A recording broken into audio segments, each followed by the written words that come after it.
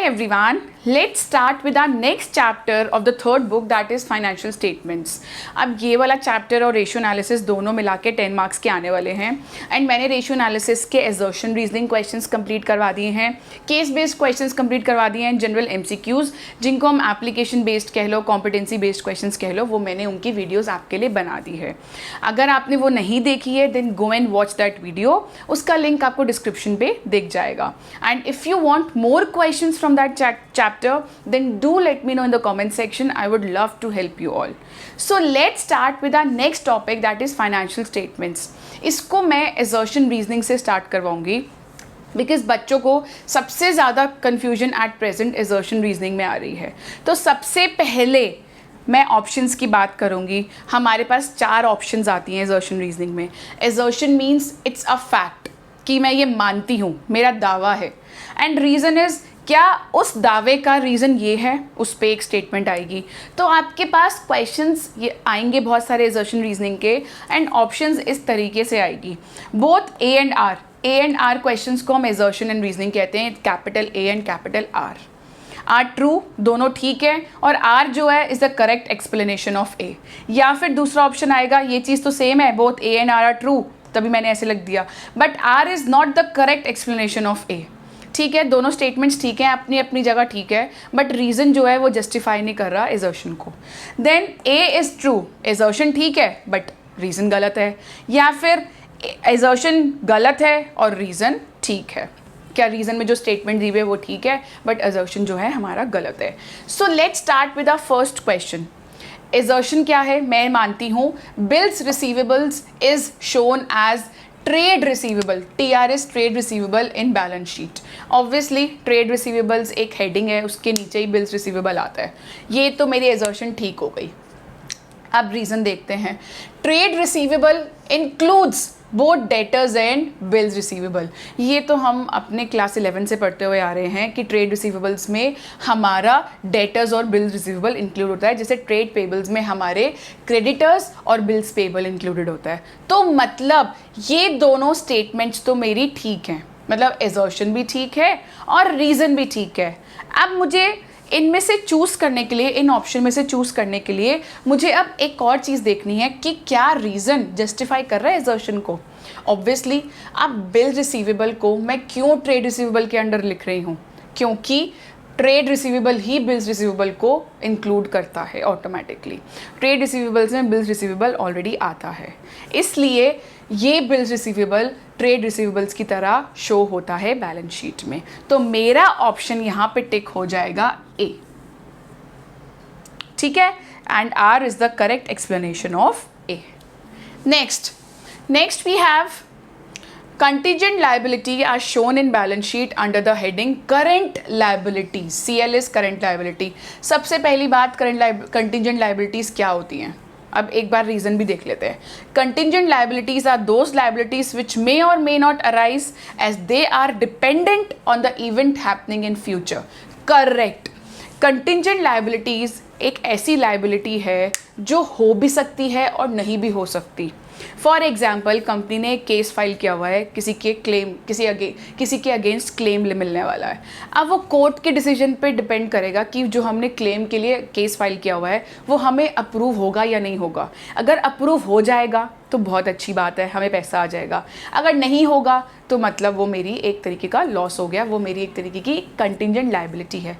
Propose dividend इस साल का जो मैं अगले साल प्रपोज कर भी सकती हूँ, नहीं कर सकती हूँ, depending upon the share holders approval. ठीक है, ये भी एक तरीके का कंटिंजेंट लायबिलिटी है. तो मतलब मेरा रीज़न तो सही है. मतलब कंटिंजेंट लायबिलिटी को हम बोल नहीं सकते हैं कि होएगा ही होएगा. वो हम एक तरीके का एक ऑप्शन, एक पॉइंट लगा के रख देते हैं कि हाँ भाई प्रपोज डिविडेंड है, एक क्लेम अगेंस्ट डेट है कि हमने कोई क्लेम डाला हुआ है, फाइल करा हुआ है, सूट फाइल किया हुआ है, तो आ भी सकता है, नहीं भी आ सकता. तो अभी मुझे नहीं पता कि आने वाले टाइम पे फ्यूचर में क्या होने वाला है, तो मैं क्या करूँगी, एक कंटिंजेंट लायबिलिटी की एक हेडिंग बना दूँगी और बैलेंस शीट में या कहीं पर भी शो कर दूँगी. बट कहाँ शो करूँगी वो मैं सेपरेटली शो करती हूँ नोट्स टू अकाउंट्स में.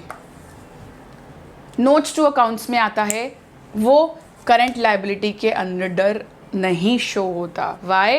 Because it is not sure that this contingent liability is my current liability. अभी आगे पता चलेगा, ठीक है. तो वो मैं शो करती हूँ नोट्स टू अकाउंट्स में.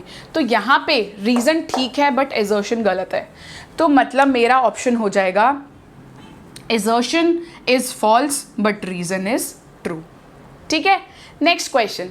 Statement of profit and loss account and balance sheet, BSS balance sheet, are financial statement.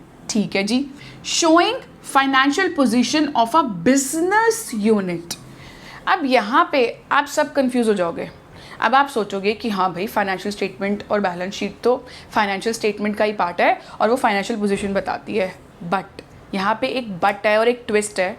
Of a business unit, एक यूनिट की बताती है?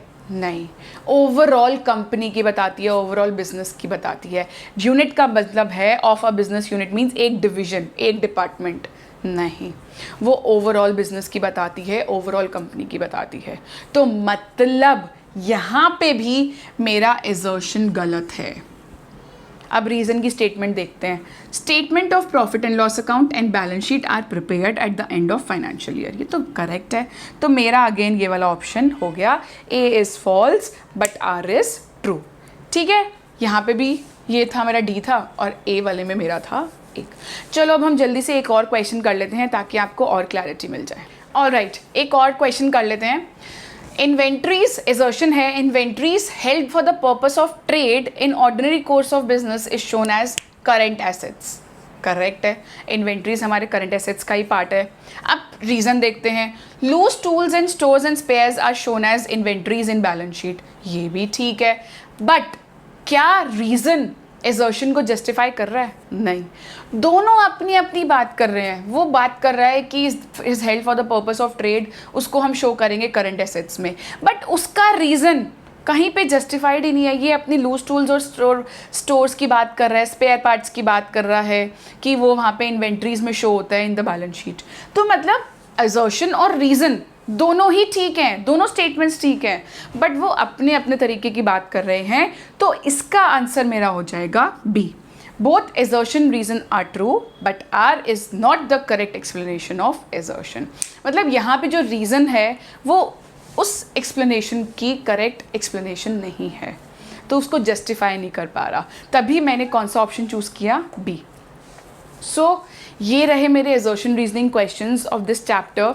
मैं अपनी नेक्स्ट वीडियो में और क्वेश्चंस लेकर आऊँगी इस पे, क्योंकि ये चैप्टर वैसे ही बहुत इंपॉर्टेंट है. इसमें हेडिंग सब हेडिंग्स की बहुत कन्फ्यूजन रहती है बच्चों को. मैंने इसकी रिविजन वीडियो भी बनाई हुई है and if you want to watch that video you can see the link that I have shared in the description. तो उसको जाके क्लिक करके आप उसको देखिए एंड देन मेरे पास ये वाले क्वेश्चंस में आइए. मैं और वीडियोस अपलोड करूँगी एंड कोई स्पेसिफिक डिमांड है, कुछ आप चाहते हो कौन सी मैं वीडियो अपलोड करूँ, please do let me know in the comment section. I would love to make videos for you all. Thank you guys.